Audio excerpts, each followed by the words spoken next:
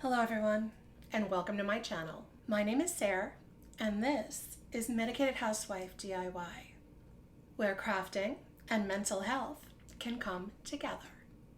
In today's video, we're doing unreal things with Dollar Tree Jenga Blocks. I honestly haven't seen anything like this before, but I was inspired by these really unique geometric wood block bowls that I saw online. And we're going to be making one today for about $2. It's very exciting, so stick around and let's go make some stuff and jump right into this.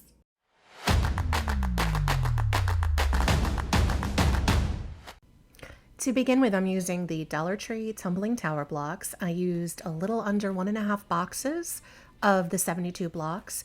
These are the large boxes. They also have boxes of 36, but they're both $1, so obviously a 72-piece box is a better value. I ended up buying 36 of these boxes online because they don't always have the Tumbling Tower Blocks in stock in the store. I'm also using wood stain from Home Depot in the color Early American and Gorilla Glue brand wood glue. First thing was to stain all the wood blocks I was going to be using with that Early American color. You can use any color you want, but I knew I wanted to still see the wood tone and also darken them up a bit, so I'm using the Early American. I needed about 100 blocks to complete the project, but I did stain a few extra just in case I needed them.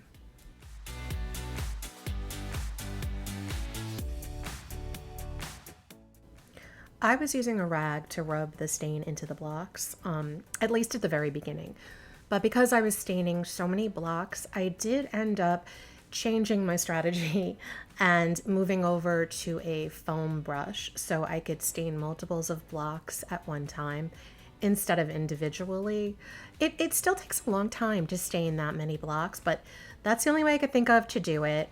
Let me know in the comments if you have some kind of Jenga block staining secrets that I'm unaware of that could cut the time down, because I would love any tips that you guys had for me as well.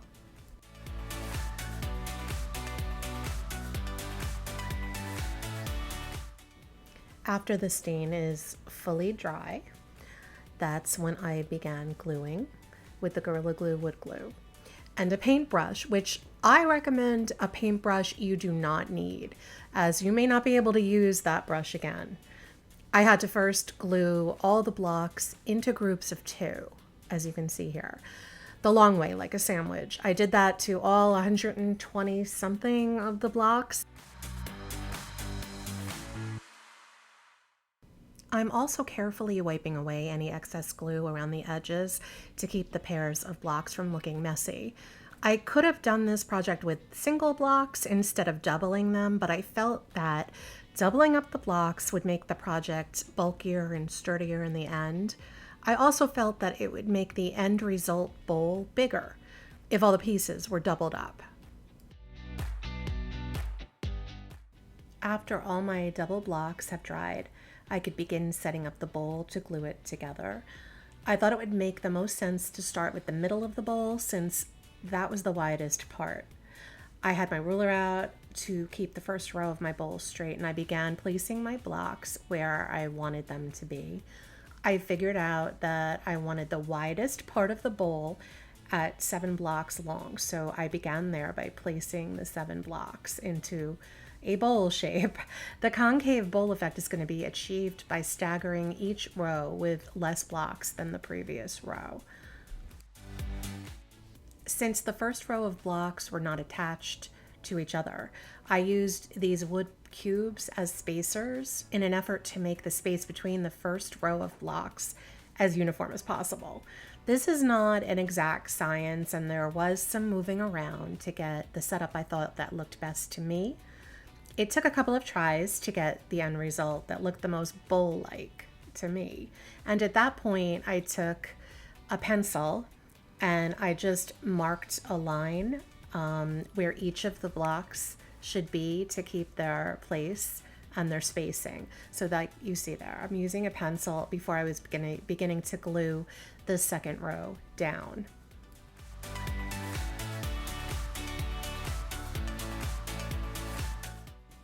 So once the spacing is set up on row 1, I can start gluing the blocks for the second row. And since we're doing a stagger effect, it makes sense that if row 1 is 7 blocks in length, then row 2 will be 6 blocks in length. So as you can see here, I'm going to glue 6 blocks between each of the 7 blocks on the first row.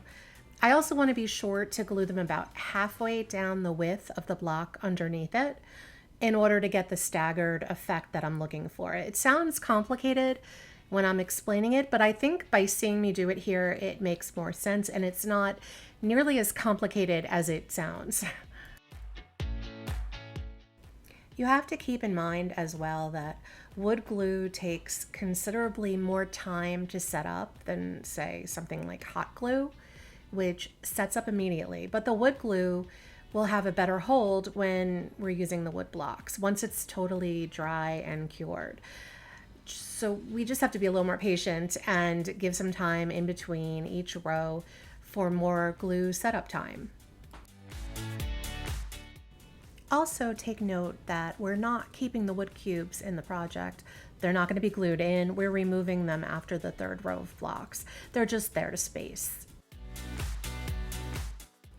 Next row is 5 blocks, again, spaced between each of the 6 blocks in the current row, also placed about halfway into the width of the block under it in order to stagger it.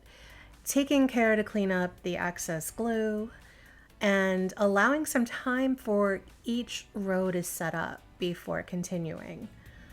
And the next row we're going to do is the 4 blocks glued in a staggered formation in between the 5 blocks in that row beneath it.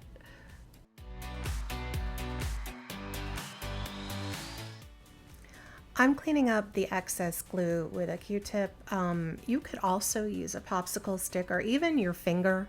Basically, it's whatever works for you. The next row was 3 blocks, and we're gluing that in between the 4 blocks below it.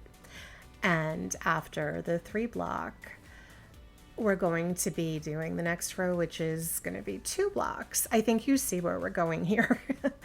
You're going to follow up the 2 blocks by 1 single block, which is going to end up completing that side for us. And again, it's really important to leave ample drying time in between each row because this wood glue does take a while to set up. And it would be super easy to put a little too much weight while the glue is still wet and your whole thing could come tumbling down. So I do suggest that you give a little extra time. So see here you see we're doing the 2 blocks on top of the 3, and then we're going to follow that up with the 1 single block. And then our first side is complete at that point and needs to fully dry. Once the first side was completely dry, I set up this little holder made out of Tumbling Tower block boxes, of which I have 36. Don't know if I mentioned that, but I'm using 3 of those boxes to prop up the half bowl.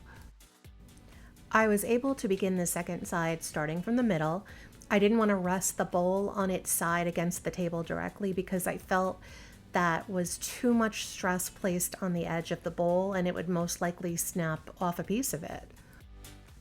So beginning in the middle row of 7 blocks, you're going to then make the next row using 6 blocks, doing the exact same staggered effect, but we're doing it on the opposite side. I then follow up the 6 block row with my next row being 5 blocks.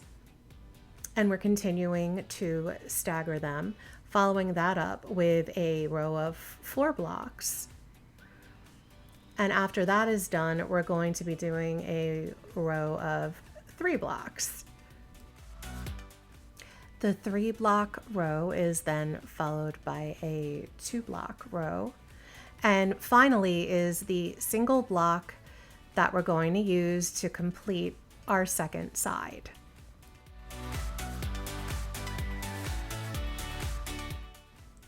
Now, I allowed this to fully dry overnight, and though it did stand up fine for a bowl, I felt like it would look even better with a little bit of height. So I gave it feet using 2 leftover doubled blocks. And this is how my Jenga block wood bowl turned out. I cannot explain how much I fell in love with this bowl. It is really beyond my expectations. I think it's super high-end looking and a true statement piece for your decor. I just love it.